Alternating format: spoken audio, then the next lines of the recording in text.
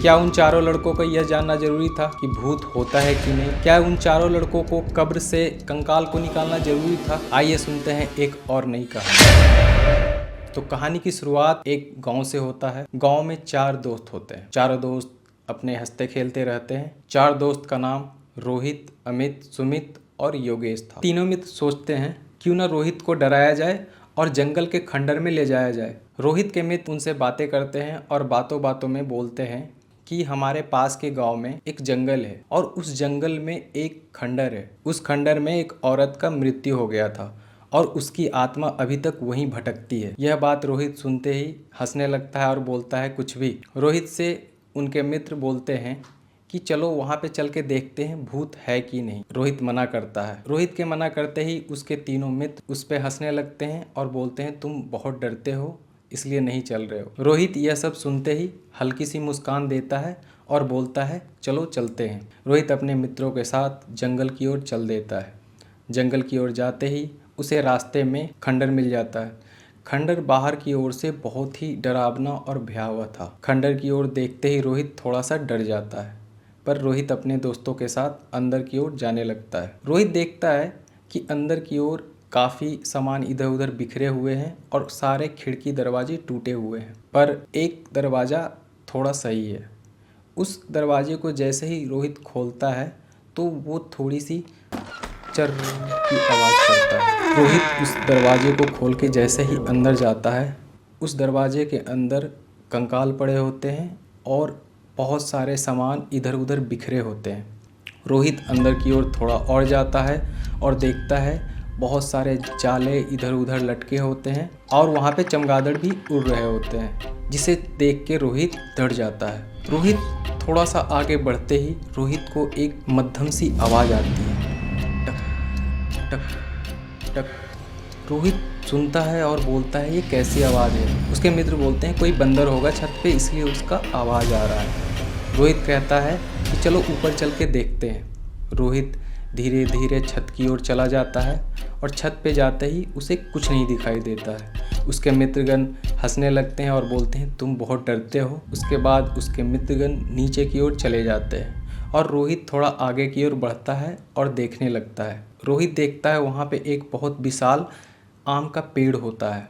आम के पेड़ से कुछ धीरे धीरे सी आवाज़ आ रही थी। वहाँ से आवाज़ आ रही थी help me, help me. Rohit उसे सुन के बहुत डर जाता है, पर रोहित हिम्मत करके आगे बढ़ता है और देखता है कि क्या है। रोहित जैसे ही पेड़ के पास पहुंचता है उसे बड़े बड़े बालों वाली औरत दिखाई देती है जो कि सफ़ेद कपड़ा पहनी हुई रहती है। रोहित जैसे ही यह सब चीज़ देखता है बहुत ही डर जाता है और कांपने लगता है। वो औरत जो पेड़ पे बैठी होती है वो रोहित को बार बार हल्की हल्की आवाज़ में हेल्प मी, हेल्प मी बोल रही होती है। रोहित वहाँ से भागने का कोशिश करता है। रोहित जैसे ही भागता है उसका हाथ वो औरत पकड़ लेती है और बोलती है मेरी मदद करो, मुझे मुक्त करो। रोहित यह बात सुन के बहुत ही आश्चर्य में पड़ जाता है। फिर उससे वो औरत बोलती है मेरी मृत्यु यहाँ पे 20 साल पहले हो चुकी थी। मेरे जो पति थे उनसे मेरी बनती नहीं थी और हमेशा लड़ाई झगड़े होते रहते थे, जिस कारण मेरे पति ने मेरा हत्या कर दिया। और फिर वो औरत बोलती है कि मेरा जो शव है एक बड़े से पीपल के पेड़ के नीचे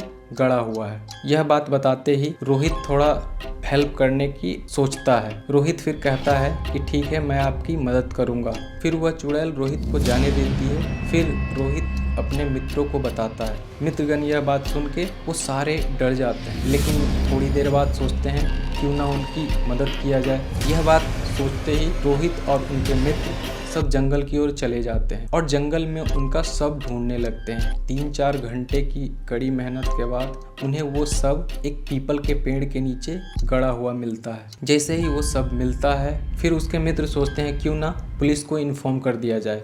उसके मित्र पुलिस को इन्फॉर्म कर देते हैं, जिससे पुलिस वहाँ पे आ जाती है। पुलिस आने के बाद उसके पति को पकड़ लिया जाता है और उसे कैद खाने में बंदी बना के रख लिया जाता है। फिर रोहित कुछ टाइम के बाद पंडित जी को बुलाता है। पंडित जी को बुलाने के बाद वहाँ पे बहुत सारे यज्ञ और पूजा पाठ होता है। पूजा पाठ करने के बाद उसके शव को जलाया जाता है, जिससे आत्मा को मुक्ति मिल जाती है।